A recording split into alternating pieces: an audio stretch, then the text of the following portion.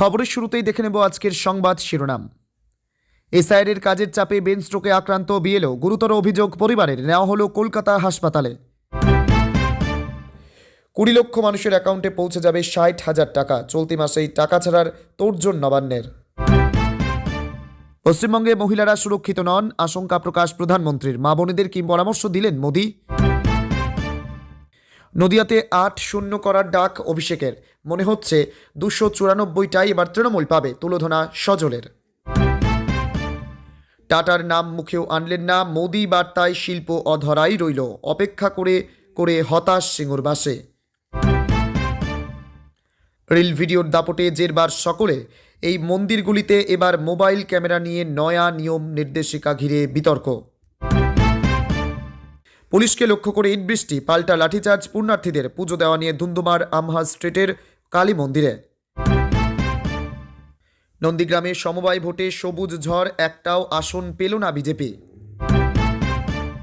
Tata বাধ্য হয়েছিল ছেড়ে যেতে, সিঙ্গুরের জমিতেই আজ মোদির 830 কোটির উপহার। অভিষেকের গদ্দার মন্তব্যে অ্যাকশনে হুমায়ুন কবির, তুললেন বিরাট অভিযোগ, কেঁপে উঠল রাজ্য রাজনীতি। শুভেন্দু হাতে পায়ে ধরার কথা বললেও সিঙ্গুরে টাটাকে ফেরানো নিয়ে চুপ মোদি, আশাহত স্থানীয় বিজেপি। কোথায় ব্রিগেড? বেলডাঙ্গার মেঠো জমিতেই হুমায়ুনের সভা, 31 জানুয়ারি বন্ধ করবেন দলের সঙ্গে জোটের দরজা। কিসের লোভে হুমায়ুনের দলে যোগ্য শিক্ষক সুমন, 1 ফেব্রুয়ারি ফাঁস করবেন আসল রহস্য। তৃণমূলের কাছে 12-0-তে পরাজিত শুভেন্দুর বিজেপি, নন্দীগ্রামে অভিষেকের সেবাশ্রয় এফেক্ট। চেষ্টা করছি ফিরিয়ে আনার, মুখ্যমন্ত্রীর সভার আগেই উত্তরে তৃণমূলের বড় ভাঙন। বেছে বেছে ওদেরকেই নাকি নোটিশ ধরানো হচ্ছে, এবার ক্ষোভ শুভেন্দু গড়ে। বিহারে পুনরাবৃত্তি এসআইআরের, উত্তরপ্রদেশেও কমেছে মহিলা ভোটারের সংখ্যা, কারণ কি? ভোটের পর মোদিকেও জয় বাংলা বলতে হবে, চাপড়া থেকে চ্যালেঞ্জ অভিষেকের। ওড়ার পরেই নিখোঁজ ইন্দোনেশিয়ার বিমান, পাহাড়ের ঢালে মিলল ধ্বংসাবশেষ, খোঁজ নেই যাত্রী বিমান কর্মীদের।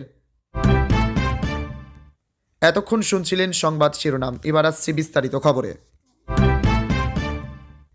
এসআইআরের কাজের চাপে ব্রেন স্ট্রোকে আক্রান্ত বিএলও, গুরুতর অভিযোগ পরিবারে, নেওয়া হলো কলকাতার হাসপাতালে। এসআইআরের কাজের চাপে ব্রেন স্ট্রোকে আক্রান্ত বিএলও, এসআইআরের কাজের চাপে ব্রেন স্ট্রোকে আক্রান্ত বিএলও দাবি পরিবারের। আক্রান্ত মথুরাপুর 110 নম্বর বুথের বিএলও মাহবুবুর রহমান মোল্লা, কলকাতার RN টেগোর হাসপাতালে আশঙ্কাজনক অবস্থায় ভর্তি। সম্প্রতি তৃণমূলপন্থী বিএলও সংগঠনের বিক্ষোভ ঘিরে উত্তপ্ত হয়ে উঠেছিল সিইও দফতর চত্বর। ওই দিন মুর্শিদাবাদের ভগবানগোলায় মৃত বিএলও হামিমুল ইসলাম ও খড়গ্রামের মৃত বিএলও জাকির হোসেনের পরিবারের সদস্যরা যোগ দেন এই বিক্ষোভ কর্মসূচিতে। অন্যদিকে ওই দিনই ভগবানগোলার বিএলওর মৃত্যুর ঘটনায় বুলেট খান নামে এক ব্যক্তিকে গ্রেপ্তার করেছিল পুলিশ। মুর্শিদাবাদের ভগবানগোলায় মৃত বিএলও হামিমুল ইসলাম ও মুর্শিদাবাদের খড়গ্রামের মৃত বিএলও জাকির হোসেনের পরিবারের সদস্যদের নিয়ে সোমবার সিইও দফতরের সামনে মিছিল করেন তৃণমূলপন্থী বিএলও অধিকার রক্ষা কমিটির সদস্যরা। ভগবানগোলা 2 নম্বর ব্লকের 282 নম্বর বুথের বিএলও হামিমুল ইসলাম রানীতলার চর কৃষ্ণপুর বয়েজ প্রাথমিক বিদ্যালয়ের প্রধান শিক্ষক ছিলেন তিনি। পরিবারের অভিযোগ করেছিল এসআইআরের কাজের চাপে আত্মহত্যা করেন হামিমুল। মৃত বিএলও হামিমুল ইসলামের ছেলে তহিদুল ইসলাম বলেন, উনি বলতেন এসআইআরের প্রচুর চাপ, এসব কাজ আমি করতে পারছি না, আমার বাবাকে কেন আত্মহত্যা করতে হলো এর জবাব চায়। কিন্তু পরিবার ও তৃণমূলপন্থী বিএলও অধিকার রক্ষা কমিটির হইহট্টগোলের মধ্যেই কাহানি মে টুয়েস্ট। ভগবানগোলার এই বিএলওর মৃত্যুর ঘটনায় গ্রেপ্তার হলেন বুলেট খান নামে এক ব্যক্তি, পেশায় বেসরকারি ব্যাংকের লোন এজেন্ট।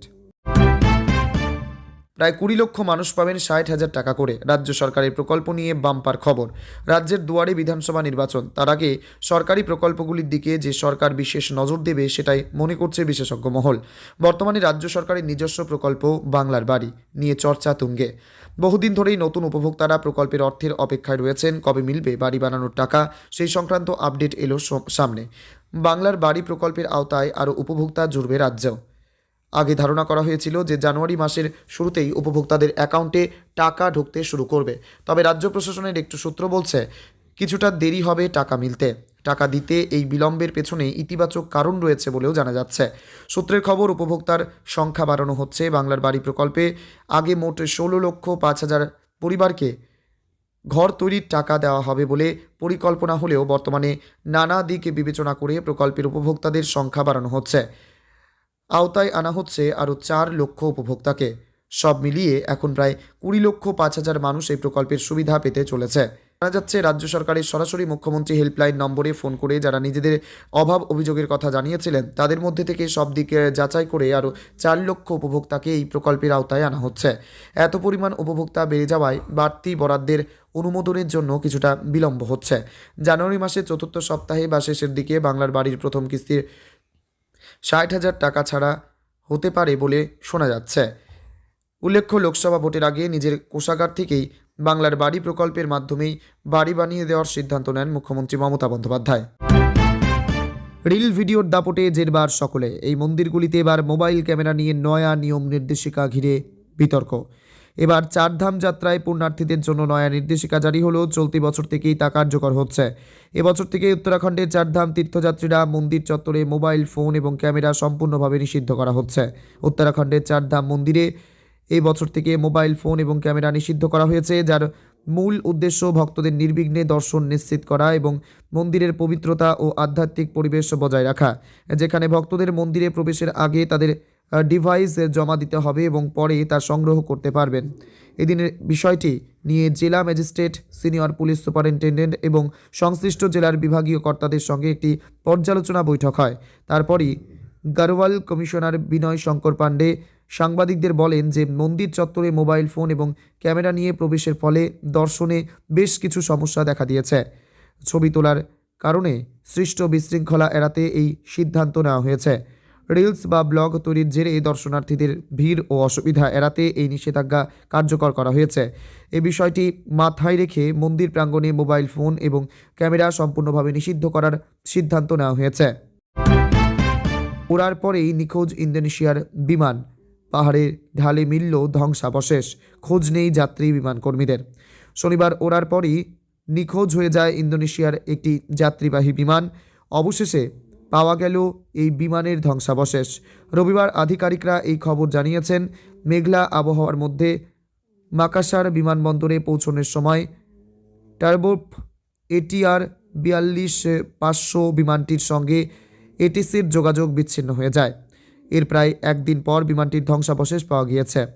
রবিবার সকালে স্থানীয় অনুসন্ধান দল এবং বিমান কর্মীরা মারুস অঞ্চলের মাউন্ট বুলুসারাউংয়ের ঢালে বিমানের টুকরো ছড়িয়ে ছিটিয়ে থাকতে দেখেন। জানা গিয়েছে, ধ্বংসাবশেষের মধ্যে বিমানের একটি ছোট জানালা, বিমানের কিছু অংশ এবং বিমানের লেজের অংশ পাওয়া যায়। এই ধ্বংসাবশেষ উদ্ধার হওয়া বাকি অংশ উদ্ধার করা অনেক সহজ হবে বলে মনে করছেন বিশেষজ্ঞরা। এর সাফল্য সত্ত্বেও উদ্ধারকারীরা কঠিন ভূখণ্ড, ঘন কুয়াশা এবং তীব্র হাওয়ার বিরুদ্ধে লড়াই করে উদ্ধার কাজ চালাচ্ছেন। এর ফলে দুর্ঘটনাস্থলে পৌঁছানো কঠিন হয়েছে। এই কারণেই ধ্বংসাবশেষ কিছুটা পাওয়া গেলেও পুরোটা খুঁজে পেতে বেশ কিছুটা সময় লাগবে। কোথায় ব্রিগেড? বেলডাঙ্গার মেঠো জমিতেই হুমায়ুনের সভা। 31 জানুয়ারি বন্ধ করবেন দলের সঙ্গে জোটের দরজা। ব্রিগেডের সভা হচ্ছে না হুমায়ুন কবিরের। তার পরিবর্তে 31 জানুয়ারি বেলডাঙ্গায় সভা করবেন মমতা বন্দ্যোপাধ্যায়ের চ্যালেঞ্জকারী ও জনতা উন্নয়ন পার্টি প্রধান হুমায়ুন কবির। কোথায় ব্রিগেড মাঠের বিশাল এলাকা, আর কোথায় বেলডাঙ্গায় সেই মার্বেল দোকানের পাশেই সেই মিঠো ধান জমি? তবে হুমায়ুন কবির বলছেন, বেলডাঙ্গাতেই তিনি 10 লাখ মানুষ জড়ো করবেন। ওই দিনই তিনি শাসক দলের মৃত্যু ঘণ্টা বাজাবেন। ব্রিগেডের সভার অনুমতি দেয়নি সেনা। ওই অনুমতি বাতিলের পেছনে বিজেপি ও তৃণমূলের ষড়যন্ত্র দেখছেন হুমায়ুন। ব্রিগেডের পরিবর্তে শহীদ মিনারে সভা করতে বলা হয়েছে।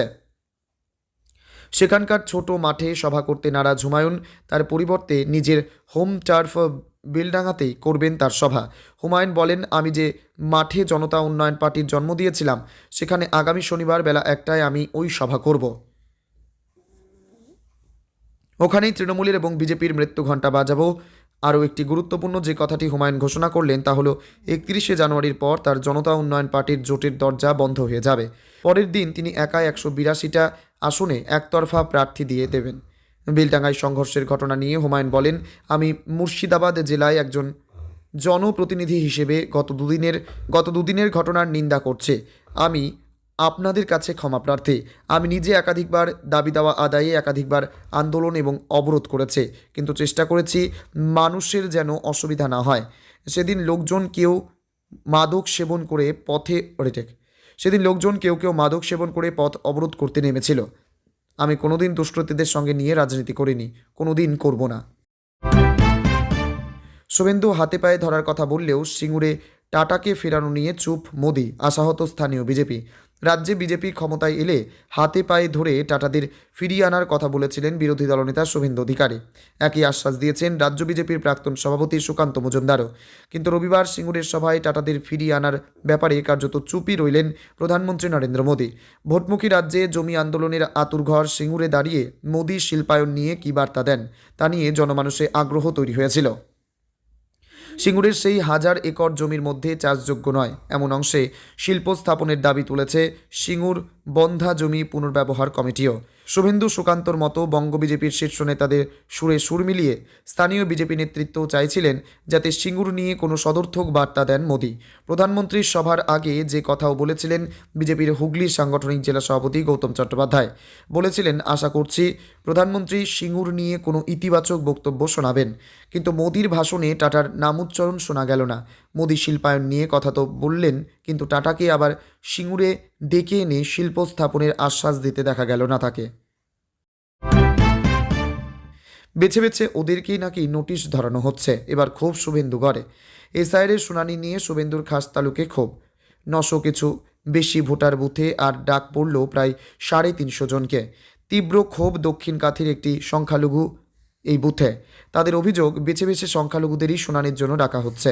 যদিও বিজেপি নেতৃত্বের দাবি অভিযোগ ভিত্তিহীন। বিরোধী দলনেতা শুভেন্দু জেলা পূর্ব মেদিনীপুরে এবার এসআইআরের নোটিশ নিয়ে অসন্তোষ ছড়ালো কাথিতে। দক্ষিণ কাথির গিমাগড়িয়ার সংখ্যালঘু পাড়ায় 146 নম্বর বুথ, মোট ভোটার 903 জন। আর এসআইআর পর্ব শুরু হতেই 2002 সালের সঙ্গে যোগ রাখা তথ্যসমূহ জমা করেছেন এই এলাকার বাসিন্দারা। কিন্তু কোনো অদৃশ্য কারণে সংখ্যালঘু বুথ বলেই তাদের বারে বারে এসআইআরের নামে ডেকে হেনস্থা করছে কমিশন। সব তথ্যসমূহ দেওয়ার পর কেন একসঙ্গে এত মানুষকে ফের নোটিশ? চোখে জল নিয়ে এমনই প্রশ্ন তুলেছেন এই মাটিতেই 50 সালে জন্মগ্রহণ করা এক প্রবীণ ভোটারও।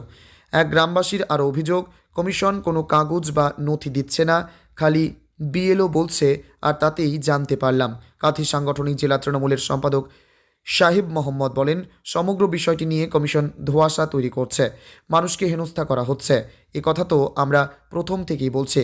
কাঁথি সাংগঠনিক জেলা বিজেপির সহসভাপতি অসীম মিশ্র বলেন, কমিশন সঠিক নিয়ম মেনে কাজ করছে আর তৃণমূল জল্পনা কল্পনা করে আতঙ্ক তৈরি করতে ব্যস্ত।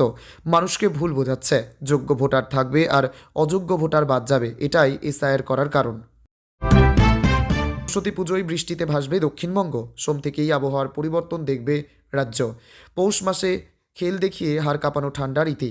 গত কয়েকদিন ধরে তাপমাত্রা বাড়তে শুরু করেছে রাজ্যে, তবে শীতের আমেজ এখনও রয়েছে। আবহাওয়া দপ্তর সূত্রে খবর, সোমবার থেকে বুধবারের মধ্যে তাপমাত্রা ধীরে ধীরে বাড়তে পারে দক্ষিণবঙ্গের সব জেলাতেই।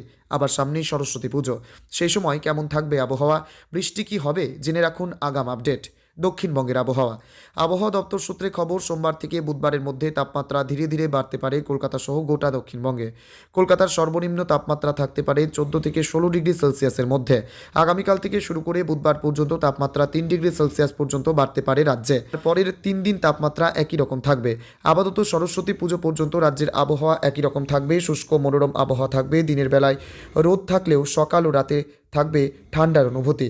সরস্বতী পুজোর দিন সকালে ও সন্ধ্যায় হালকা শীতের আমেজ অনুভূত হবে। দিনের বেলায় গরমও অনুভূত হতে পারে। কোথাও বৃষ্টি হবে না, আবহাওয়া থাকবে শুকনো। আগামী সপ্তাহে পশ্চিমের জেলাগুলিতে সর্বনিম্ন তাপমাত্রা 10 থেকে 13 ডিগ্রি সেলসিয়াসের মধ্যে থাকতে পারে। একই সাথে থাকবে কুয়াশার দাপট। দক্ষিণবঙ্গের হুগলি, পূর্ব বর্ধমান, পশ্চিম বর্ধমান এবং বীরভূম, মুর্শিদাবাদ, নদিয়া এবং উত্তর 24 পরগনায় কুয়াশার সতর্কতা রয়েছে। দক্ষিণবঙ্গের সব জেলাতেই কম বেশি কুয়াশা থাকবে। পশ্চিমবঙ্গে মহিলারা সুরক্ষিত নন, আশঙ্কা প্রকাশ প্রধানমন্ত্রীর। মা বোনেদের কি পরামর্শ মোদীর? পশ্চিমবঙ্গে মহিলারা সুরক্ষিত নন, ফের আরও একবার স্পষ্ট করলেন প্রধানমন্ত্রী মোদী। তিনি এদিন বলেন, পশ্চিমবঙ্গে তৃণমূলের সরকারের রাজত্বে মহিলারা সুরক্ষিত নন। মোদী বলেন, উনি নারী শক্তিকে পরিবর্তনের মাধ্যম বানিয়েছিলেন। বাংলার বোন ও কন্যা সন্তানদের নিজেদের সরব হতে হবে। পশ্চিমবঙ্গে তৃণমূলের সরকারের রাজত্বে মহিলারা সুরক্ষিত নন। এখানে কলেজে ধর্ষণ, হিংসার ঘটনা বন্ধ হোক, বলেন প্রধানমন্ত্রী। মোদীর সংযোজন, এখানে শিক্ষা ব্যবস্থাও মাফিয়া ও দুর্নীতিবাজদের হাতের মুঠোয় রয়েছে। এজন্য আমি পশ্চিমবঙ্গে মা বোনেদের একটা অনুরোধ করতে চাই, আপনার সন্তানদের ততক্ষণ ভালো শিক্ষা আর ভালো চাকরি মিলবে না যতক্ষণ এখানে তৃণমূলের হাতে ক্ষমতা থাকবে। এই জন্যই আপনাদের আসন্ন বিধানসভা ভোটে বিজেপিকে ভোট দিতে হবে।